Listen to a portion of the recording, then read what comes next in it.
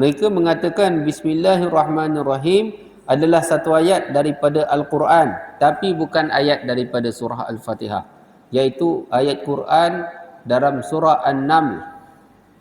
Surah An-Naml juzuk yang ke-19, innahu min Sulaiman wa innahu bismillahirrahmanirrahim. Dalam ayat itu menyebutkan innahu min Sulaiman wa innahu bismillahirrahmanirrahim. Assalamualaikum warahmatullahi wabarakatuh. Bismillahirrahmanirrahim. Alhamdulillahi rabbil alamin. Wa bihi nasta'in ala umuri dunya waddin. Allahumma salli wa sallim wa barik ala sayyidina Muhammad wa ala alihi wa sahbihi ajma'in. Subhanaka la ilma lana illa ma 'allamtana innaka antal alimul hakim. Rabbi syrah li sadri wa yassir li amri wahlul 'uqdatam min lisani yafqahu qawli. Rabbi yassir wa la tu'assir wa tammim bil khair ya Fattah ya Alim wa bika nasta'in. Rabbi zidni 'ilma warzuqni fahma. Allahumma ja'alna minal ladzina yastami'una al-qawla fayattabi'una ahsanah. Ulaika alladhina hadahumullah wa ulaika hum ulul albab. Jadi alhamdulillah, tuan-tuan yang dirahmati oleh Allah Subhanahu wa taala, marilah kita bersama-sama merafakkan syukur kepada Allah Subhanahu wa taala di atas segala nikmat-Nya. Pada malam ini kita dapat menunaikan solat fardu maghrib secara berjemaah mengikut cara dan sunnah Nabi sallallahu alaihi wasallam. Seterusnya kita dapat melapangkan masa beriktikaf di rumah-rumah Allah Subhanahu wa taala. Jadi alhamdulillah, kita bersyukur kepada Allah masih lagi dikurniakan dengan berbagai-bagai nikmat. Nikmat kesihatan. Dan nikmat yang paling besar sekali adalah nikmat kita mengenal pencipta kita, mengenal Allah, dapat mengamalkan agama yang sempurna, iaitu agama Allah Subhanahu wa taala, agama Islam. Innad dina 'indallahil Islam. Jadi alhamdulillah, pada hari ini kita sambung lagi kuliah kita, kitab Midrajul Fawatih, kitab yang menjelaskan tentang al-ilm. Kitabul ilm, iaitu kitab berkaitan dengan ilmu, iaitu ilmu apa? Ilmu nubuwah, ilmu yang datang daripada Nabi sallallahu alaihi wasallam. Pada hari ini kita masuk di dalam bab hadis yang ke-238 kurungan 41, turunnya Al-Quran dengan 7 lurah. Jadi Al-Quran diturunkan dengan 7 lurah, maksudnya 7 bahasa. Seperti mana di awal Quran ni ada 7 ayat sebagai ummul kitab, yang mana wajib kita baca setiap hari kan, ummul kitab. Sab'am minal masani wal Qur'anil azim. Kami telah turunkan 7 ayat yang berulang-ulang, dan juga Al-Quran yang mulia, Al-Quran yang agung juga diturunkan oleh Allah Subhanahu wa taala.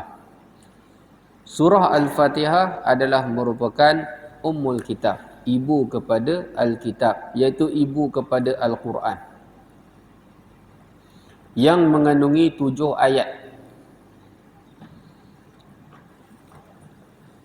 Tetapi walaupun surah Al-Fatihah ini telah diijma'kan oleh 4 mazhab dan seluruh para ulama bahawasanya surah Al-Fatihah mengandungi 7 ayat, tetapi ada juga perbezaan pandangan dan ada juga perbezaan pendapat berkenaan dengan surah Al-Fatihah, iaitu pada ayat yang pertama, ayat Bismillahirrahmanirrahim.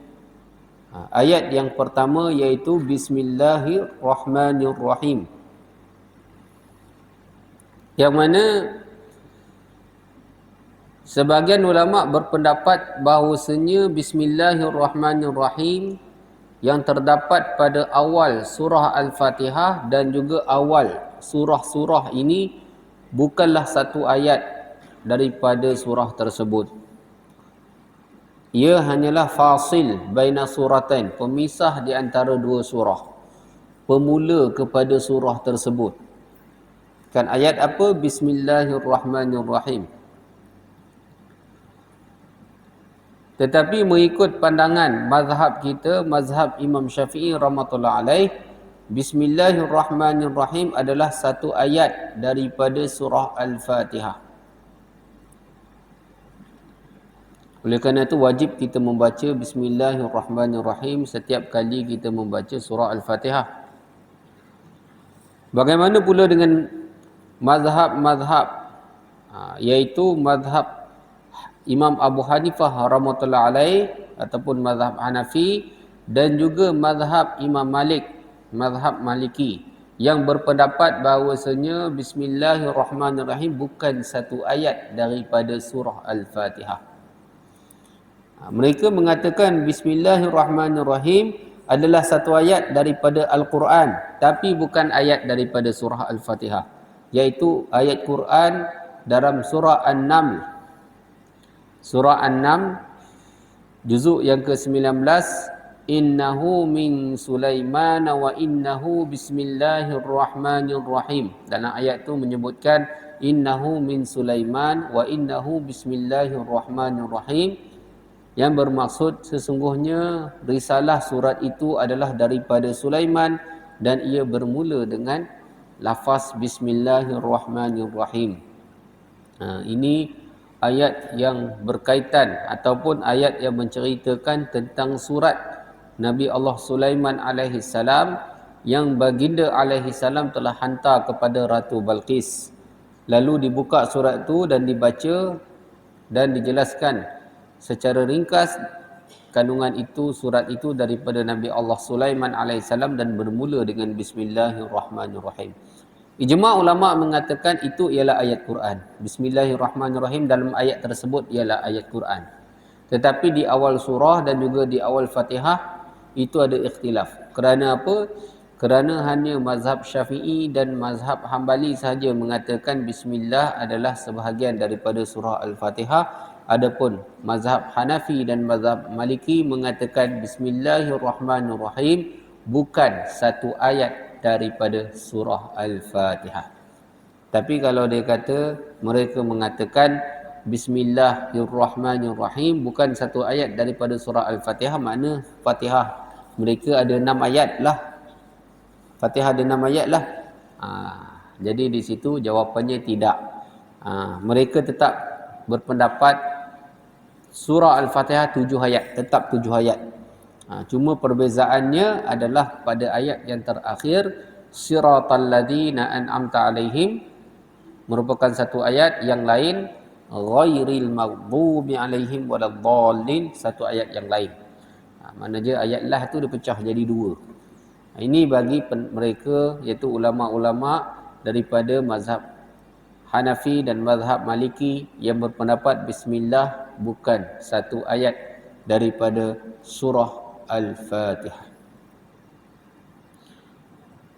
Jadi tuan-tuan yang dirahmati oleh Allah Subhanahu wa taala, apabila qiraat di dalam solat, kalau kita baca direct di dalam hadis Nabi sallallahu alaihi wasallam, ada juga riwayat-riwayat yang mengatakan Rasulullah sallallahu alaihi wasallam memulakan solat dengan alhamdulillahirabbil alamin tanpa membaca bismillah. Kan? Di situ juga ada perbezaan pendapat lah di kalangan ulama. Memang ada hadis tu, kita tidak menafikan. Tetapi mazhab Syafi'i kita memilih bahawasanya wajib membaca bismillah kerana ia satu ayat daripada surah Al-Fatihah. Kemudian mengikut pendapat dalam mazhab kita, disunat apabila membaca Fatihah tu dengan suara kuat, maka bismillah juga dibaca dengan suara yang kuat. Oleh kerana itu, bila kita menunaikan solat jihri lah, solat yang dibaca dengan kuat, maka bismillah juga seperti mana Fatihah dibaca dengan kuat, maka bismillah juga akan dibaca dengan kuat. Adapun pendapat pandangan mazhab yang lain, iaitu mazhab Maliki, mengatakan oleh kerana mazhab Imam Malik mengatakan bismillah itu bukan satu ayat daripada Fatihah, maka mereka tidak mewajibkan membaca bismillah. Mereka tidak mewajibkan membaca Bismillahirrahmanirrahim di awal surah Al-Fatihah. Tak perlu baca. Adapun mazhab Hanafi, dia ada sedikit perbezaan pendapat daripada Maliki. Walaupun mazhab Imam Abu Hanifah rahimahullah alaih, pendapat dia sama dengan mazhab Maliki yang mengatakan bahawasanya bismillah bukan satu ayat daripada surah Al-Fatihah, tetapi mereka mewajibkan untuk membaca bismillah, cuma dibaca secara perlahan. Tapi cuma kita kena faham, kalau mazhab Hanafi kata wajib itu dia bukan rukun. Dia bukan rukun. Wajib dia tu tak sama macam wajib mazhab lain lah. Wajib dia tu adalah, maksud wajib tu sunat muakkad. Sunat yang sangat-sangat dituntut. Sebab semua mazhab-mazhab yang lain mengikut kawaid usul fiqh, mazhab Syafi'i dan mazhab-mazhab yang lain mengatakan wajib dengan fardu rukun adalah sama. Wajib, fardu, rukun tu semua adalah sama, tidak ada perbezaan dia. Sama sahaja. Kecuali di dalam masalah haji dan umrah. Di situ ada beza rukun dengan wajib. Rukun kalau buat tidak sah, wajib kena buat. Tapi kalau tak buat boleh dijabarkan, digantikan dengan bayar dam. Boleh sah lagi. Contohnya berniat ihram dekat miqat. Itu bukan rukun tapi wajib. Niat ihram tu rukun. Tetapi kat mana dekat niat ihram tu? Dekat mana tempat dia? Dekat miqat. Itu wajib. Dekat miqat tu wajib. Tapi kalau tak niat dekat miqat, mana kata dah melampaui miqat, maka dia telah meninggalkan perkara yang wajib. Maka sah lagi tak? Ya, masih boleh sah, cuma kena bayar dam. Itu. Jadi perbezaan wajib dan rukun hanya ada berbeza dalam masalah haji dan umrah sahaja. Kalau masalah lain sama. Tapi mazhab Imam Abu Hanifah rahmatullah alaih ni dia ada itu sikit. Dia ikut macam haji dan umrah, mengatakan wajib dalam solat pun sama juga macam haji dengan umrah. Makna dia kalau tinggal yang wajib tu, solat tu masih boleh sah lagi. Kalau tinggal rukun baru tak sah. Kalau wajib masih boleh sah, cuma kena digantikan dengan sujud sahwi. Jadi dia punya wajib tu macam sunat ab'ad ataupun sunat muakkad kita. Rukun wajib bagi Imam Hanifah. Jadi Imam Hanifah mengatakan wajib baca, walaupun ia bismillah itu bukan satu ayat daripada surah Al-Fatihah, tetapi bismillahirrahmanirrahim itu wajib dibaca. Tinggal tak batal solat, cuma kena sujud sahwi, tapi wajib kena baca. Dan dibaca pula surah Al-Fatihah dengan secara perlahan. Mana dia? Allahu Akbar, Bismillahirrahmanirrahim. Lepas tu barulah Alhamdulillahirabbil alamin. Contohnya. Adapun mazhab Hambali berpendapat bahawasanya oleh kerana pendapat mazhab Hambali, Imam Ahmad bin Hanbal sama macam Syafi'i, iaitu bismillah merupakan satu ayat daripada surah Al-Fatihah, maka tidak syak lagi mazhab Hambali juga mewajibkan membaca bismillahirrahmanirrahim. Seperti mana wajibnya membaca surah Al-Fatihah, maka wajib juga membaca bismillahirrahmanirrahim. Ia merupakan satu rukun, satu ayat daripada surah Al-Fatihah, cuma ia dibaca secara perlahan. Jadi makna dia di sini, Imam Malik tak perlu baca, Hanafi dengan Hambali kata baca juga tapi secara perlahan, Syafi'i kata wajib baca, rukun wajib baca tapi secara kuat. Sebab itulah tidak hairanlah kalau kita pergi dekat negara-negara lain yang mengamalkan selain daripada mazhab Syafi'i, mereka membaca bismillah secara perlahan. Tetapi terkadang-kadang tuan-tuan yang dirahmati oleh Allah Subhanahu Wa Taala, kalaulah kita solat di belakang imam di luar negara yang mazhab lain kan, kalau kita solat di belakang mereka, Allahu Akbar, dia senyap, kita boleh sangka baiklah dia baca bismillah tu secara perlahan kan. dia baca bismillah secara perlahan, bolehlah nak sangka baik tu. Bila dia senyap, lepas tu barulah baca dengan kuat alhamdulillahirabbilalamin. Tapi silap-silap kalau kita pergi dekat tempat yang mazhab Maliki dan memang mereka tak baca pun. Tambah-tambah pula tak boleh nak sangka baik yang mereka baca. Sedangkan mengikut pendapat pandangan mazhab kita, dia wajib kena baca. Ni imam tak baca. Contoh dia imam Allahu Akbar Alhamdulillahirabbilalamin. Maknanya confirm sah-sah lah tak baca. Kalau diam sekejap tu boleh sangka baik baca lagi kan. Ini terus alhamdulillah confirm dan sah-sah lah tak baca. Jadi macam mana kita punya solat ni? Dan perkara-perkara seperti ini, masalah-masalah seperti ini memang sangat banyak berlaku tuan-tuan. Terutama bila kita travel ke luar-luar negara ataupun kita pergi dekat negara-negara yang bermazhab Hanafi. Kalau pergi dekat negara mazhab Hanafi tuan-tuan, setiap surau masjid, dia punya surau tu kira macam masjid lah, sebab semua tempat buat Jumaat belaka. Kadang-kadang kampung sebelah tu dekat-dekat je, masjid dekat, surau kecil pun buat juga solat Jumaat. Memang tak cukup. Tambah-tambah kalau bandar okey lagi. Kalau kawasan pendalaman tu memang tak cukup 40 orang. Kita wajib 40 orang. Kira-kira sembahyang Jumaat 20 orang, 30 orang. Kan? Jadi macam mana? Begitulah juga masalah membaca bismillah di awal surah Fatihah, imam tak baca. Kan? Tak boleh nak sangka baik yang imam tu baca, memang tak baca. Benda ni macam mana tentang amalan kita? Sedangkan mazhab kita mewajibkan. Jadi perkara ini, ulama kita telah menukilkan daripada fatwa kita dan juga daripada kitab Munyatul Musalli karangan Syekh Abdullah Daud Al-Fatani. Juga telah menukilkan jawapan terhadap masalah-masalah seperti ini. Iaitu jika sekiranya kita berimamkan kepada imam yang bermazhab ataupun beriktikad selain daripada mazhab kita ataupun iktikad kita, dan mengikut pendapat dan iktikad mazhab kita, solat tu tidak sah. Tapi mazhab pendapat iktikad mereka sah. Maka jawapan dia ialah syaratnya adalah imam tersebut pertama sekali dia melakukan amal ibadah solat itu mengikut fatwa yang sebenar dalam mazhab dia adalah sah. Makna dia bukan dia bawa fatwa sendiri-sendiri, tetapi fatwa ulama dia sendiri adalah sah.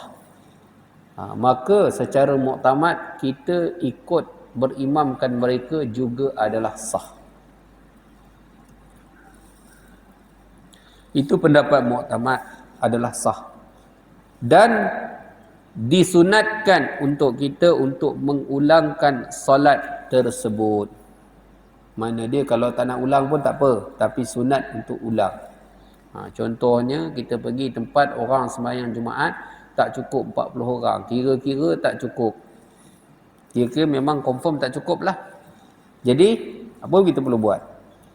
Jadi kita kena kaji juga fatwa tempatan tu. Kalau ulama tempatan tersebut yang ada autoriti mufti di tempat itu mengatakan sah, maka selesai. Kita ikut imam tu pun walaupun tak cukup 40 orang pun dah sah dah.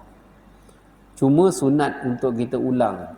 Nak ulang sembahyang Jumaat mana boleh, tak cukup syarat, maka ulang solat zuhur lah. Jawapan dia. Begitulah juga imam tak baca Fatihah. Jika sekiranya imam tersebut bermazhab lain dan mengikut fatwa mufti dia sendiri, sah. Kerana itikad mufti dia adalah mazhab lain, bismillah bukan satu ayat daripada Fatihah. Maka kita ikut mufti sebenar yang di kawasan itu mengatakan sah, maka kita ikut juga adalah sah. Tak ada masalah. Dia yang tak boleh ni kalau mufti tempatan tu kata solat imam tu tak sah, lepas tu kita ikut. Tu tak boleh. Tapi kalau mufti tempatan tu kata sah, maka kita ikut pun sah. Kan? Kita ikut pun sah. Cuma sunat untuk kita ulangkan solat sahaja. Sebab itulah tuan-tuan yang dirahmati oleh Allah Subhanahu Wa Taala, apa jua keadaan dalam masalah fiqh, dalam masalah fiqh ini, dia akan kembali kepada persoalan-persoalan masalah fiqh, dia akan kembali kepada fatwa ataupun mufti tempatan di tempat itu sendiri. Mufti kerajaan negeri itu sendiri, dia akan kembali kepada perkara tersebut. Kan? Walaupun ulama besar datang macam mana sekalipun, tapi untuk amalan masyarakat tempatan, dia akan kembali kepada amalan mufti itu sendiri. Sebab itu baru-baru ni, tahun lepas pun, ulama yang tersohor daripada Indonesia, Syekh Abdul Somad, orang tanya dia macam-macam soalan dan dia jawab. Di akhir jawapannya apa yang dikatakan? Dia kata, saya bagi jawapan pada tuan-tuan adalah berdasarkan ilmu saya, pengalaman saya, itu sahaja. Tak lebih daripada itu.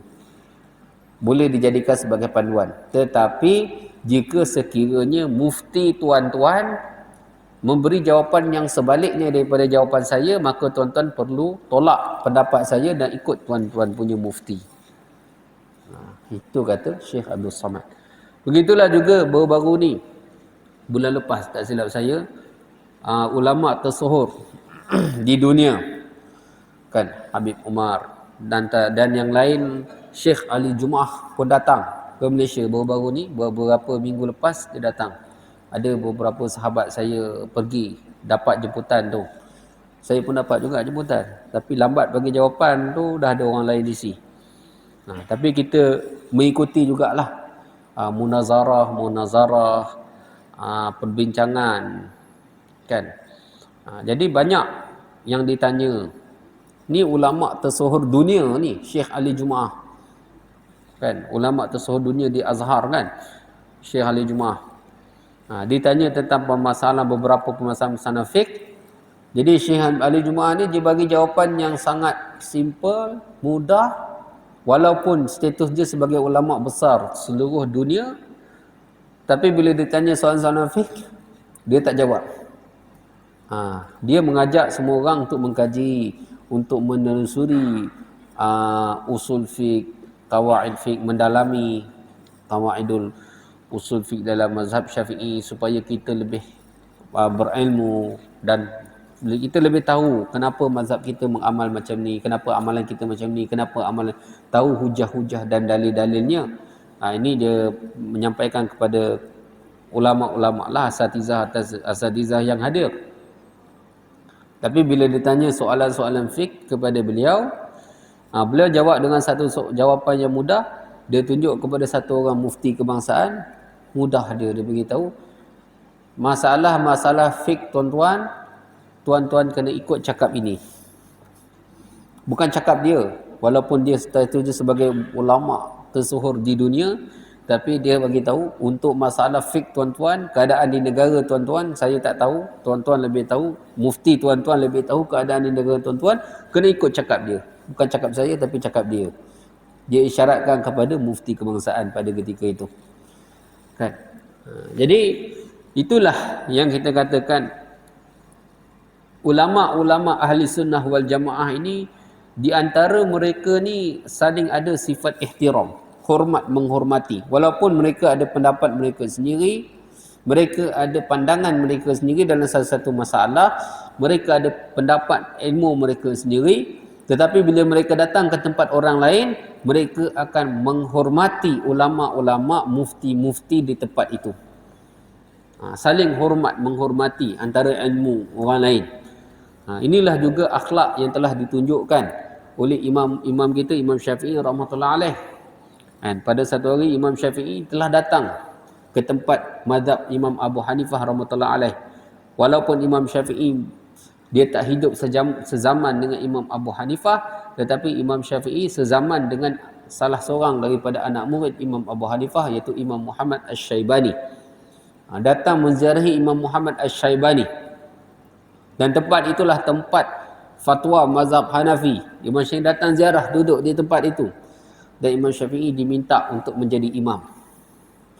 Fatwa Imam Syafi'i sunat untuk kita baca kunut dalam solat subuh, tuan-tuan. Kalau tinggal kunut tu sunat yang sangat dituntut. Kalau tinggal kunut tu buat sujud sahwi kan.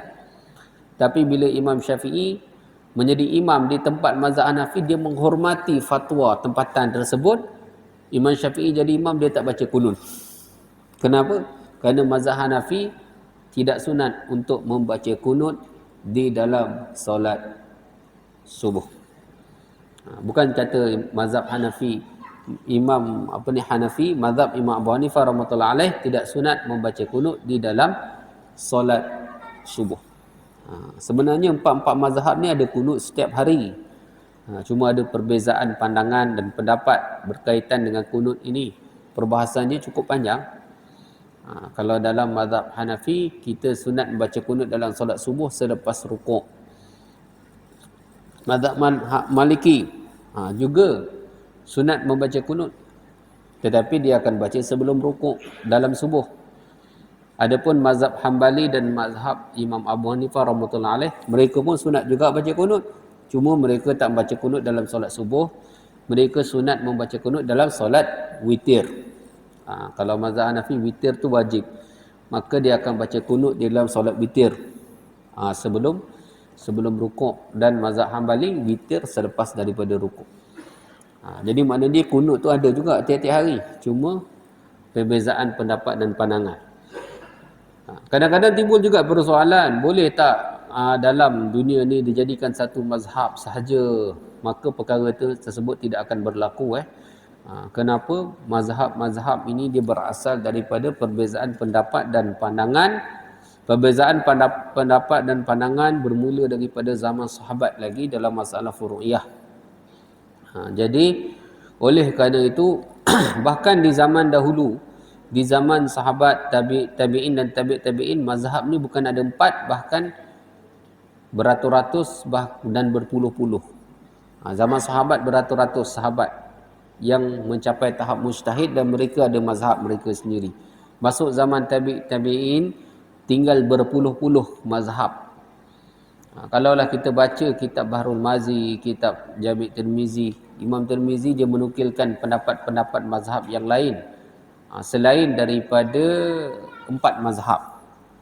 Antaranya selain daripada Hanafi, Maliki, Syafi'i, Hambali, ada mazhab Imam Ishaq bin Rahawai, ada mazhab Imam Ibrahim An-Nakhai, ada mazhab Imam Ibn Hazm Az-Zahiri, ada mazhab Imam Daud Az-Zahiri, ada mazhab Imam Tawus, ada mazhab Imam As-Sufyan As-Sauri,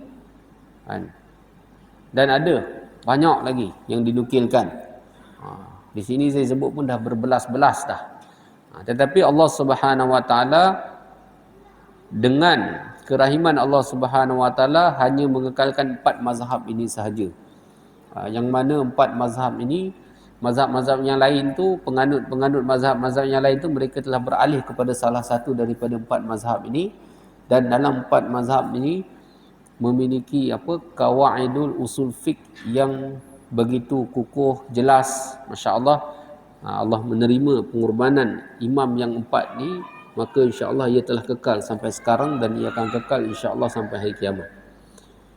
Kerana setiap pendapat pandangan dalam mazhab ni dia ada usulnya sampailah kepada pendapat dan pandangan para sahabat radhiyallahu anhum. Maka dan adanya mazhab ini adalah merupakan satu rahmat daripada Allah Subhanahu Wa Taala, supaya tuan-tuan yang dirahmati oleh Allah Subhanahu Wa Taala, semua sunnah-sunnah Nabi dapat diamalkan. Semua sunnah-sunnah Nabi dapat diamalkan. Dan pada zaman sekarang ni sudah tidak ada lagi isu-isu kita nak wujud mazhab yang kelima, nak mengkaji balik Quran dan hadis, nak mengkaji balik Quran hadis, nak buat mazhab baru. Isu tu memang sudah tidak perlu timbul lagi. Kenapa? Kerana fatwa-fatwa yang telah ada dalam mazhab ni semua sudah lengkap, sudah cantik. Dah lengkap, dah cantik dah. Dah tak perlu nak timbulkan fatwa-fatwa yang baru. Kita kata fiqh ni, dia ni contoh dia macam makanan yang dah siap. Makanan yang dah siap lah. Tinggal tunggu nak makan je. Macam hukum hakam tu dah siap, kita perlu amalkan sahaja. Tak perlu fikir panjang dah. Mana yang terbaik, mana sunat, mana makruh, mana wajib. Dah siap. Kalau orang tolak mazhab, dia tak mahu mazhab, mana dia nak jadi mujtahid lah. Seolah-olah dia ni kalau nak makan tu, beras tu belum masak lagi. Kan? Kalau sayur tu tak potong, tak masak lagi. Daging tu pun tak masak, mentah lagi. Letak inang atas meja macam tu. Agak-agak boleh makan tak, tuan-tuan? Boleh makan tak? Jadi Al-Quran dan hadis ni diumpamakan seperti itulah. Mana dia kita kena masak dulu sebagainya. Mana dia Quran dan hadis ni perlu dikaji dulu, diteliti dahulu. Kan? Kadang-kadang ada ayat-ayat ataupun hadis-hadis yang bertentangan. Jadi perlu dikaji mana nasikh dia, mana mansuh dia, mana dia punya apa ni asbabul wurud hadis ini, apa dia perbahasan dia di sebaliknya, kenapa hadis ni bertentangan. Jadi banyak perkara yang nak dinilaikan dalam satu-satu, barulah boleh dikeluarkan satu pendapat, satu fatwa. Jadi sebab itulah orang yang nak menolak ulama dan menolak mazhab. Dan kadang-kadang sebenarnya kalau kita mengkaji kewujudan mazhab-mazhab di dalam Islam ni adalah lebih awal daripada kewujudan kitab-kitab hadis sahih yang menjadi pegangan kepada ulama-ulama mazhab zaman sekarang. Kan di dalam zaman sekarang ni Ahli Sunnah wal Jamaah berpegang kepada 6 kitab hadis dan juga beberapa kitab hadis yang ni. Tapi yang utama dia 6. Sahih Bukhari, Sahih Muslim, Jami' Tirmizi, Abu Daud, Nasa'i, Ibnu Majah. Jadi 6 kitab hadis ini menjadi pegangan utama, sandaran utama. Tetapi kewujudan mazhab itu zaman Imam Syafi'i, Imam Hanafi, Imam Maliki, sebelum daripada Imam Bukhari. Sebelum tu lagi. Jadi dalam mazhab ni yang pertama sekali mazhab Hanafi dan Maliki. Lepas tu mazhab Syafi'i, lepas tu mazhab Hambali. Mereka ni saling anak murid dengan guru semualah. Mazhab Hambali itu dia ni Imam Ahmad bin Hanbal tok guru kepada Imam Bukhari. Maknanya kitab Sahih Bukhari itu pendapat perbahasan tentang mazhab fuqaha ni awal lagi daripada zaman muhaddisin, imam-imam hadis sebenarnya. Jadi tidak bijak kalau satu orang tu kata kita ikut hadis Sahih Bukhari, Muslim, kita tolak mazhab Syafi'i. Faham tak? Tidak bijak. Kenapa? Kerana Imam Syafi'i itu zaman dia tu awal daripada Imam Bukhari lagi. Sebelum tu, 100 tahun sebelum tu lagi. Awal lagi. Sebab apa? Oleh kerana lebih awal, maka boleh jadi ada juga kemungkinan yang mana hadis-hadis, kadang-kadang ada hadis hujah Imam Syafi'i pada zaman beliau. Hadis tu sahih. Tetapi masih zaman Imam Bukhari, hadis tu menjadi dhaif, menjadi lemah disebabkan perkara yang lemah. Boleh jadi macam tu, maka Imam Bukhari tidak bawa dalam kitab dia. Kita pula nak hujah kepada yang ini saja. Itu kata tidak bijak bila satu orang tu dia menolak mazhab. Masya-Allah. Jadi tuan-tuan yang dirahmati oleh Allah Subhanahu wa taala, begitulah juga Al-Quran yang menjadi pegangan. Al-Quran ini penurunan dia adalah secara tawatur. Penurunan dia adalah secara tawatur. Riwayat ni adalah secara tawatur. Kita bacakan satu hadis ni. Ani bin Mas'ud radhiyallahu anhu qala Rasulullah sallallahu alaihi wasallam unzila al-Qur'anu ala sab'ati ahrufin li kulli ayatin minha zahrun wa batnun wa li kulli haddin matla'un. Sayyidina Ibnu Mas'ud radhiyallahu anhu meriwayatkan bahawa Rasulullah sallallahu alaihi wasallam bersabda, Al-Quran itu diturunkan dengan 7 huruf. Bagi setiap ayatnya terdapat makna zahir dan batin. Dan bagi setiap had, walikulli haddin matla'un. Bagi setiap had syar'i ada penjelasannya. Matla'un, ada penjelasannya. Masya Allah. Jadi Quran ni diturunkan dengan 7 huruf, maksudnya 7 riwayat Al-Quran, 7 lugah bahasa sebutan Al-Quran. 7 lugah bahasa Al-Quran. Ni rahmat untuk umat. Rahmat untuk umat. 7 huruf sebahagian menyatakan bahawa maksudnya adalah 7 benua, iaitu Al-Quran diturunkan untuk seluruh dunia, ataupun dalamnya terdapat 7 hukum hakam, iaitu fardu, wajib, sunat, makruh, haram dan sebagainya. Maksud ketiga, yang ni maksud yang paling kuat sekali lah, iaitu maksud 7 huruf di sini ialah 7 dialek bahasa Arab. Bagi dialek bahasa Arab. Lehjah bahasa Arab, 7 lehjah bahasa Arab. Macam bahasa, semua bahasa dalam dunia ni sama tuan-tuan. Sebutlah bahasa Inggeris. Bahasa Inggeris pun sama juga.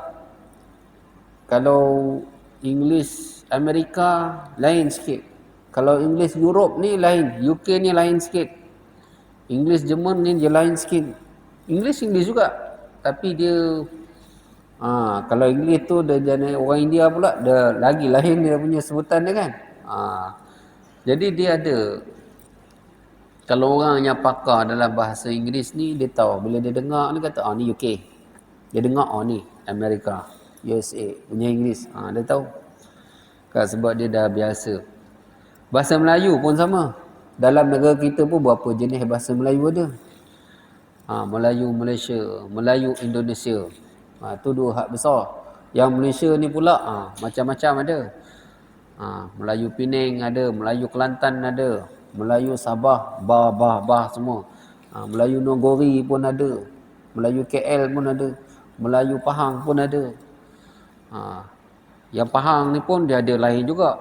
Kalau belah-belah Pekan ni dia lain sikit. Kalau belah-belah Lipih lain sikit. Ada beza dia tu juga, ada beza dia. Jadi macam mana bahasa tu Allah SWT jadikan dia tu berbeza. Walaupun bahasa tu sama, tapi dia ada beza juga. Begitulah juga bahasa Arab sebenarnya. Begitulah juga bahasa Arab. Yang asas bahasa Arab ni adalah bahasa Quraisy. Quraisy ni bahasa Nabi, bahasa Rasulullah sallallahu alaihi wasallam. Sebab itulah di sini menyebutkan 7 dialek utama bahasa Arab. 7 dialek utama, lehjah utama bahasa Arab. Walaupun mungkin lebih daripada 7, tapi yang utama ni ada 7 dialek utama bahasa Arab. Yang paling utama ni adalah Quraisy. Arab Quraisy. Arab Huzail. Arab Bani Saqif. Arab Hawazin. Arab Bani Tay, Arab Tamim, dan juga Arab Yaman. Jadi ada 7 lehjah lugah bahasa Arab. Dan Al-Quran diturunkan dalam bahasa Arab. Dan Al-Quran juga diturunkan kepada Nabi sallallahu alaihi wasallam meraihkan ke-7 bahasa Arab ini.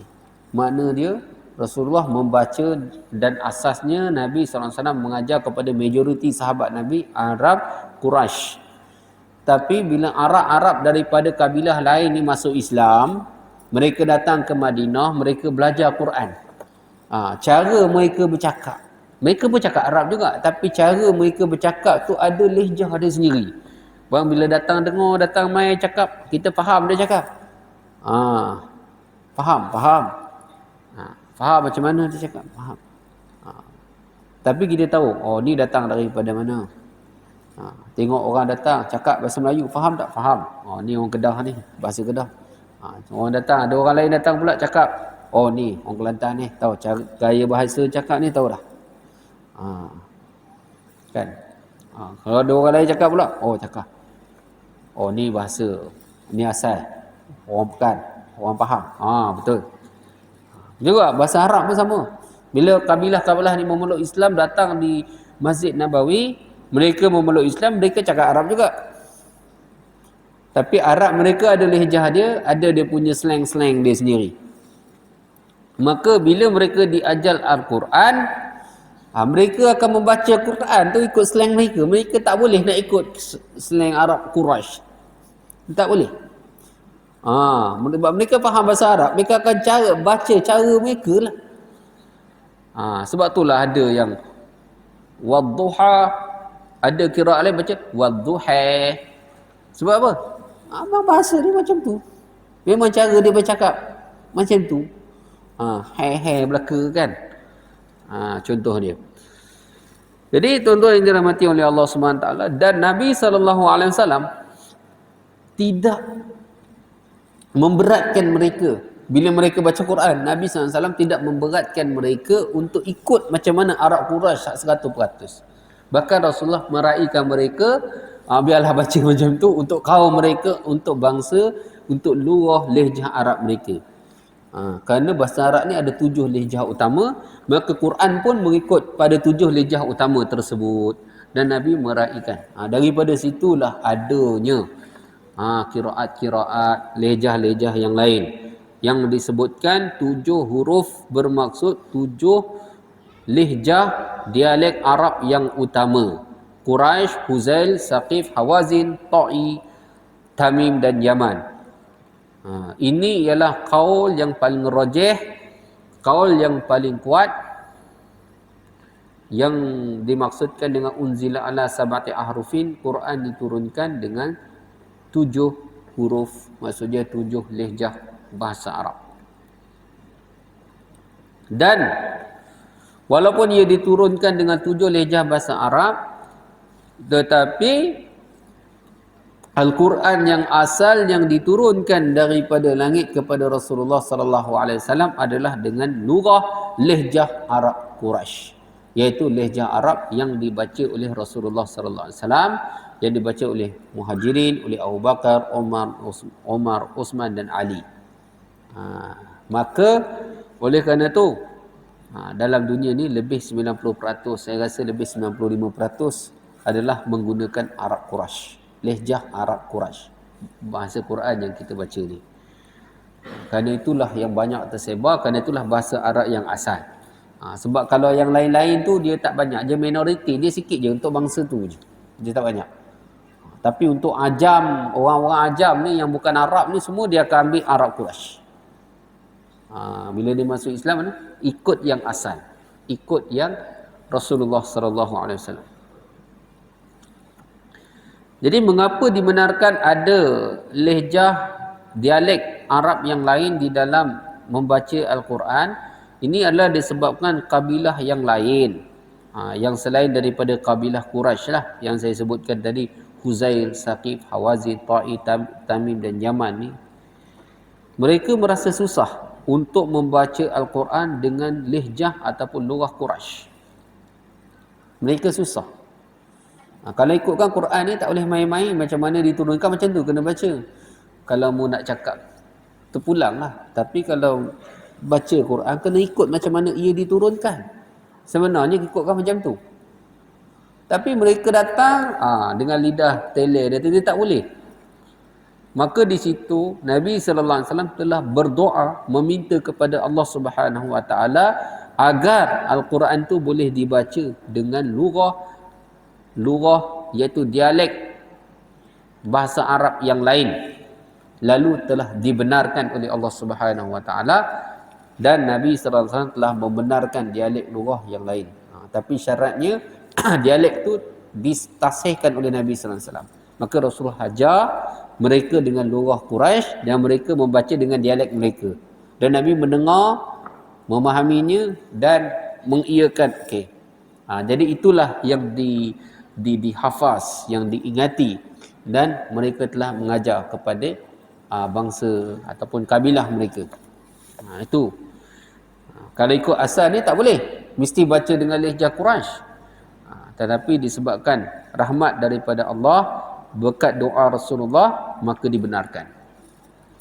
Sebab ada riwayat itulah yang mana Quran tu ada. Tapi sebenarnya sehinggalah berzaman Sayyidina Uthman radhiyallahu anhu telah menghadkan penulisan dan penyebaran Al-Quran itu di dalam rasam Al-Quran ia dibuat berasaskan kepada satu lugah, iaitu lugah Quraisy sahaja. Walaupun diharuskan untuk baca dengan lugah-lugah yang lain ikut kabilah-kabilah yang telah dibenarkan oleh Nabi sallallahu alaihi wasallam, tetapi yang asas itu, yang disimpan itu, yang disebarkan seluruh dunia itu, yang menjadi asas adalah lugah Quraisy. Sebab itulah kita tak hairan lebih daripada 95% bacaan Quran seluruh dunia adalah mengikut lehjah Quraisy. Jadi pada zaman tersebut lebih daripada 50,000 orang sahabat. Di zaman Sayyidina Uthman masih wujud lagi lebih 50,000 orang sahabat Nabi telah bersepakat bahawasanya menerima satu lugah, iaitu lugah dialek bahasa Arab Quraisy sahaja. Lugah makna bahasa dikekalkan dalam penulisan dan penyebaran Al-Quran, iaitu lugah Quraisy. Adapun lugah-lugah bahasa-bahasa dialek yang lain, cara bacaan Al-Quran dialek yang lain, bahasa Arab yang lain itu, mereka ni khusus untuk kabilah dan bangsa mereka, Arab-Arab yang tertentu itu sahaja. Jadi dia tak tersebar sangat. Tapi yang disebarkan seluruh dunia ni yang Quraisy. Kalau orang ajam ni semua dia tak cakap banyak dah, tu Quraisy terus. Ikut yang asal, yang Quraisy. Maka mashaf-mashaf Al-Quran yang ditulis dengan selain daripada lugah Quraisy itu telah dilupuskan sejak daripada zaman Sayyidina Uthman, supaya apa? Supaya tidak mahu menimbulkan kekeliruan pada masa akan datang, terutamanya orang ajam. Orang ajam ni kita dah tak faham bahasa Arab, lepas tu bila nak baca Quran pun tak berapa nak pandai, lepas tu bila belajar Quran kejap macam ni, kejap orang macam ni, tu guru ni ajak macam ni, kejap macam ni. Jadi pening dah, jadi pening. Jadi semua lupus, kekalkan satu sahaja Quran yang diiktiraf untuk disebarkan seluruh dunia, iaitu lehjah Quraisy. Walaupun lehjah Quraisy, tetapi di dalam lugah Quraisy itu pula terdapat 10 qiraat yang diterima di seluruh dunia. Masya Allah. Maknanya selain daripada lugah Quraisy ni ada lagi 6 lugah, tapi tidak disebarkan, dikekalkan pada untuk bangsa kabilah mereka saja tu. Tetapi tuan-tuan, yang lugah Quraisy ni pula ada riwayat dan juga cara bacaan 10 qiraat. 7 tawatur, 3 yang masyhur. Jadi qiraat yang dibaca oleh kita dan majoriti penduduk dunia sekarang yang digunakan ialah qiraat Imam Hafs, riwayat Imam Asim. Qiraat Hafs, riwayat Imam Asim. Dan dalam qiraat tersebut ada 2 tarik yang masyhur di seluruh dunia. Satu tarik Syatibi dan satu lagi tarik Jazari. Walaupun tarik Syatibi dengan Jazari ini dia tok guru dia sama, walaupun kita kata apa, tidak jauh sangat perbezaan dia, tetapi dia hampir samalah. Adalah beza sikit-sikit apa semua. Kalau macam Jazari ni mat jaiz munfasil tu dia baca 2 harakat. Kalau Syatibi tu dia nak suruh baca panjang juga. Jadi makna dia ada beza sikit-sikit, tapi secara asalnya Syatibi dan Jazari ni dia tidak banyak perbezaannya berbanding dengan qiraat-qiraat yang lain lah. Masya Allah. Setiap ayat mempunyai makna zahir dan batin. InsyaAllah yang ini kita akan sambung lagi. Kita akan sambung lagi pada masa-masa dan kuliah-kuliah pada masa akan datang, insyaAllah. Sampai sekadar ini saja perkongsian kita pada malam ini. Apa yang baik itulah daripada Allah Subhanahu Wa Taala, apa yang kurang daripada kelemahan saya tutup balik tasbih kafarah. Subhanallah wa bihamdihi, subhanakallahumma wa bihamdika, asyhadu an la ilaha illa anta, astaghfiruka wa atubu ilaik. Subhana rabbika rabbil izzati amma yasifun, wa salamun alal mursalin, walhamdulillahi rabbil alamin.